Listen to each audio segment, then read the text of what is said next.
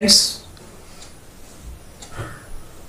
you are welcome in our channel Lakhinder Sir English Classes.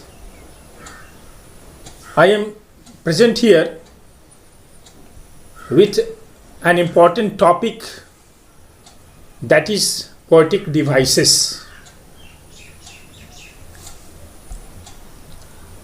You know that poetry is the best form of literature, and without understanding poetic devices we are not able to understand poetry correctly, or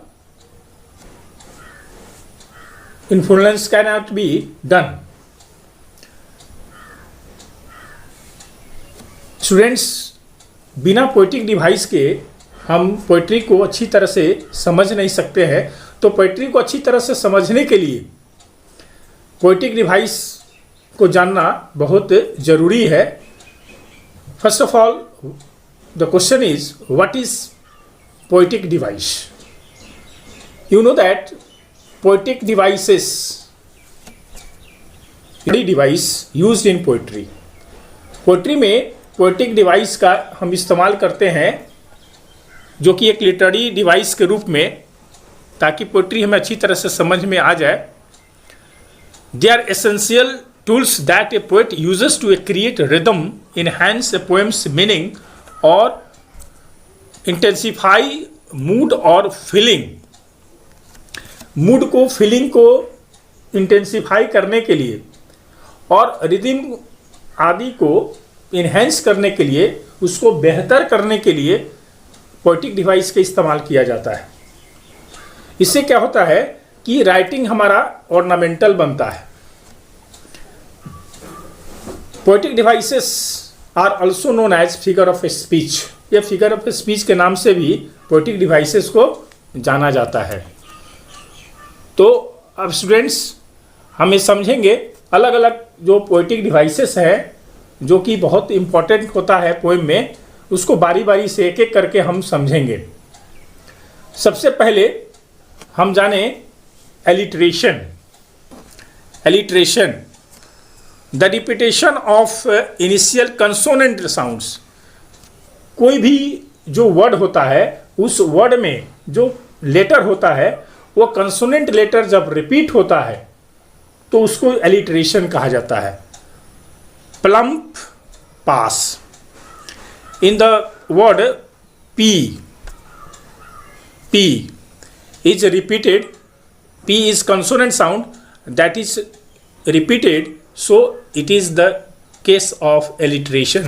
यानी बार बार जो इस्तेमाल हो रहा है, consonant sound repeat हो रहा है, तो उसी रिपीटेशन को, लेटर जो रिपीटेशन है, उसको हम एलिट्रेशन कहते हैं। तो एलिट्रेशन आपने अच्छी तरह से समझ लिया होगा।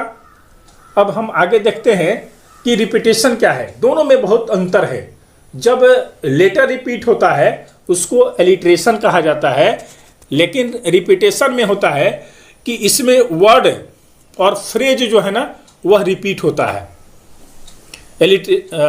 रिपीटेशन के अंतर्गत। तो इसमें in the poem the poet repeats the word what 2 times. What is he to do. This is very famous line taken from the poem The Ball Poem by Jory Banman. इसमें वाट 2 बार आया है, यानी word जो है ना repeat हुआ है। तो यह हो गया एग्जाम्पल किसका? रिपीटेशन का। ठीक है, तो रिपीटेशन में वर्ड रिपीट होता है, एलिट्रेशन में जो है ना लेटर अलग अलग वर्ड के शुरू में रिपीट होता है। तो इस प्रकार से जो है ना हम लोग देखते हैं। फिर अगला जो इम्पोर्टेंट डिवाइस है फिगर ऑफ स्पीच, वह है सिमिली। सिमिली जो है ना, कोई भी चीज़ का जब इनडायरेक्ट कंपैरिजन करते हैं तो उसको हम लोग सिमिली कहा जाता है। उसमें लाइक और एज से जब हम कंपैरिजन करते हैं, डायरेक्ट कंपैरिजन नहीं, इनडायरेक्ट कंपैरिजन करते हैं, तो उसको हम लोग कहते हैं simile. Her cheeks are like roses. Her cheeks are like roses, यहाँ लाइक का प्रयोग किए हैं लाइक और एज से जहाँ पर कंपैरिजन होता है, ठीक है, तो उसको हम लोग कहते हैं सिमिली। लेकिन एक और है फिगर ऑफ स्पीच जो मेटाफर है, इसमें डायरेक्ट कंपैरिजन होता है, उसमें इनडायरेक्ट कंपैरिजन हो रहा था लाइक और एज से, जबकि मेटाफर में जो है वह वर्ड और फ्रेज का जो है ना कंपैरिजन होता है विदाउट लाइक और एज, बिना एज का और लाइक का जब हम डायरेक्ट कंपैरिजन करते हैं तो वहाँ पर हो जाता है metaphor. She has a heart of stone, यानी हार्ट का जो कंपैरिजन स्टोन से किया गया है, तो यहाँ पर हो गया एग्जाम्पल किसका, मेटाफर का। एक और एग्जाम्पल बता सकते हैं, सी इज रोज, ठीक है, तो आप मेटाफर भी और सिमिली को अच्छी तरह से समझ गए होंगे। फिर अगला है एनाफोरा।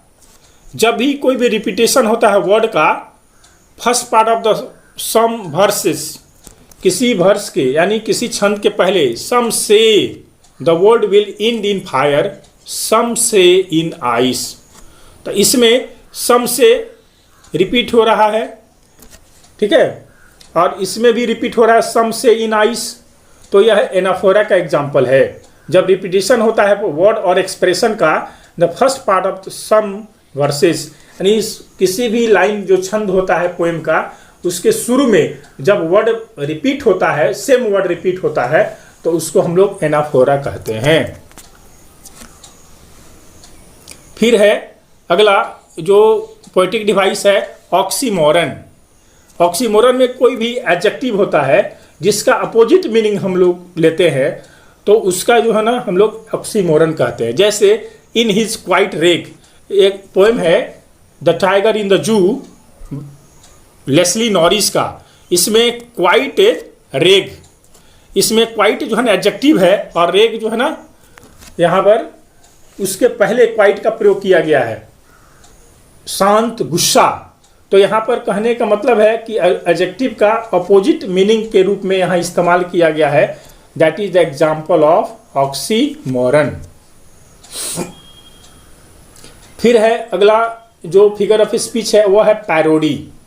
आप बहुत अच्छी फिल्म देखे होंगे जिसमें एक कलाकार दूसरे कलाकार का आवाज़ का नकल उतारता है, आप तो बहुत ही अच्छे होंगे, तो जो दूसरा कलाकार है वो भी उसी का आवाज़ निकलता, आप तो बहुत अच्छे होंगे। तो ये जो है ना एक तरह से पैरोडी होता है, जो जिसको हम मॉकिंग और मेकिंग फन ऑफ जो है ना वन वर्क, किसी काम का जो है ना उसका मॉकिंग करते हैं, इमिटेशन करते हैं, ठीक है ना, कॉमिकल वे में, तो उसको पैरोडी के अंतर्गत रखा जाता है। इसमें एग्जाम्पल है जेन ऑस्टिन का बहुत ही फेमस से जो है ना राइटिंग है प्राइड एंड प्रेजुडिस का, with Zombies is a parody of Jane Austen's Pride and Prejudice, जिसमें जॉम्बीज जो है वह ऑस्टिन का जो है ना बहुत अच्छा पैरोडी के रूप में इस्तेमाल करते हैं। तो पैरोडी क्या हुआ, किसी भी कलाकार का किसी भी चीज़ का उसका जो है ना कॉमिकल वे में जब नकल उतारते हैं। फिर अगला है हमारा फिगर ऑफ स्पीच एसोनेंस। जब आप शुरू में देखे होंगे एलिट्रेशन होता है कि कंसोनेंट लेटर रिपीट होता है, ठीक है, लेकिन इसमें एसोनेंस में repetition of vowel sounds, vowel sound की रिपीट होती है, उसमें उसकी दोहराई जाती है।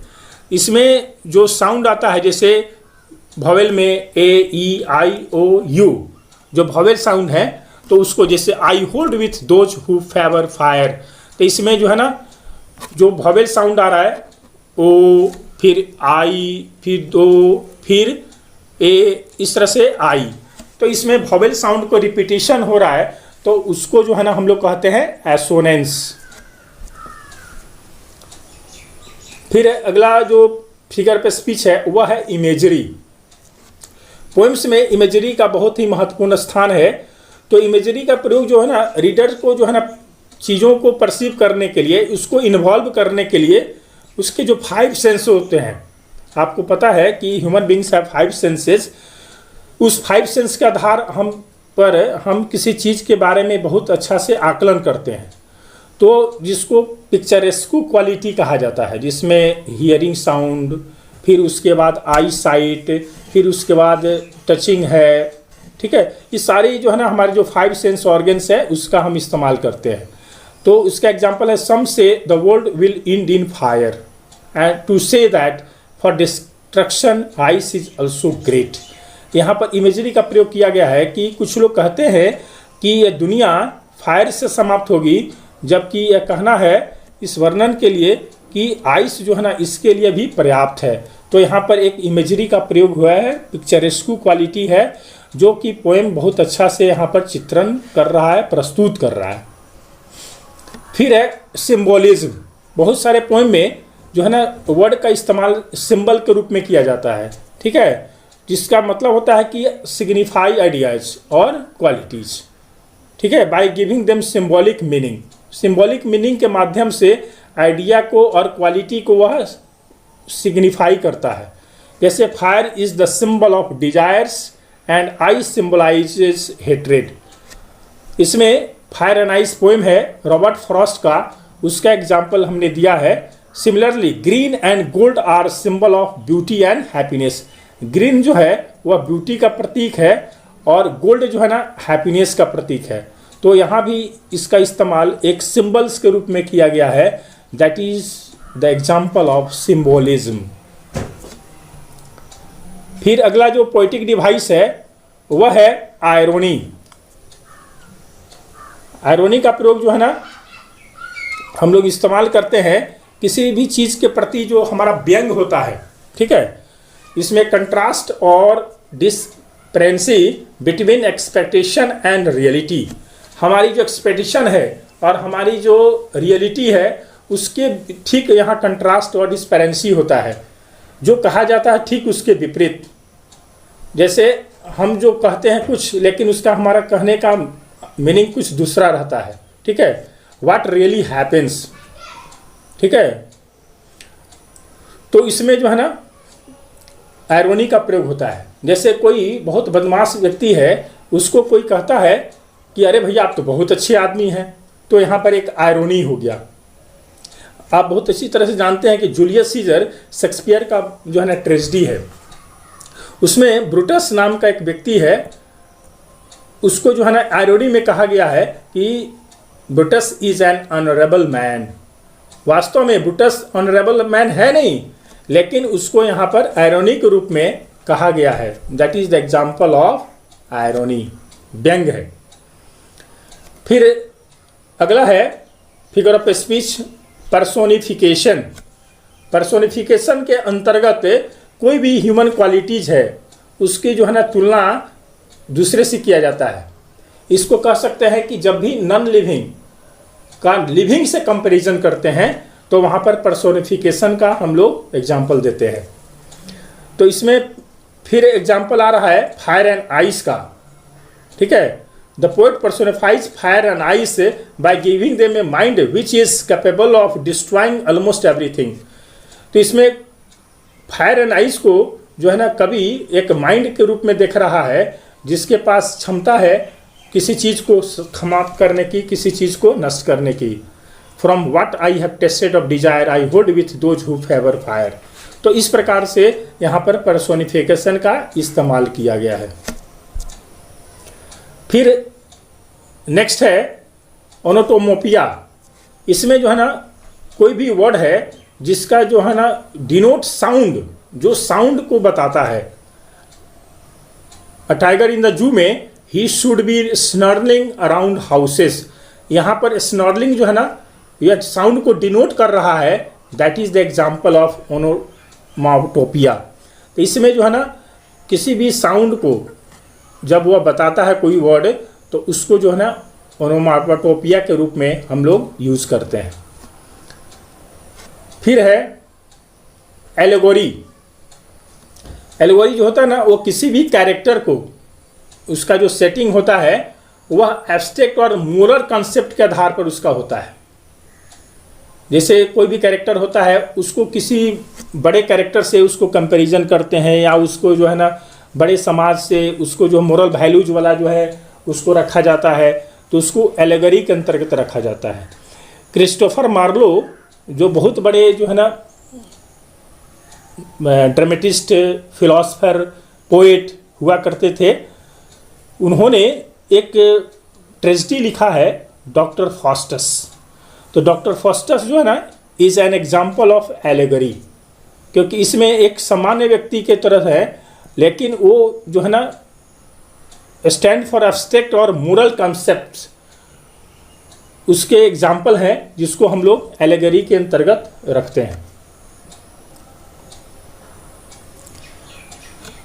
फिर एक और है एंजाममेंट। जब कोई भी लाइन पोएम का एक के बाद दूसरा लाइन आता है, लेकिन बिना किसी पंक्चुएशन मार्क का आता है, ना कॉमा होगा, ना फुल स्टॉप होगा, ना नोट ऑफ एक्सक्लामेशन होगा, तो उसको एंजाममेंट के नाम से हम लोग जानते हैं। एंजाममेंट जो है figure of speech, poetic device का इस्तेमाल होता है। फिर ए टाइगर इन द जू का देखते हैं कि sliding through long grass where plump deer पास।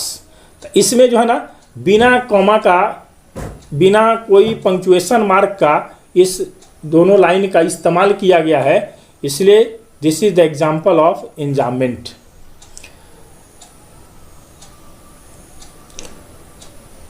मुझे विश्वास है कि आप सबको जो है ना इस पोएटिक डिवाइस का बहुत अच्छी तरह से समझ आई होगी।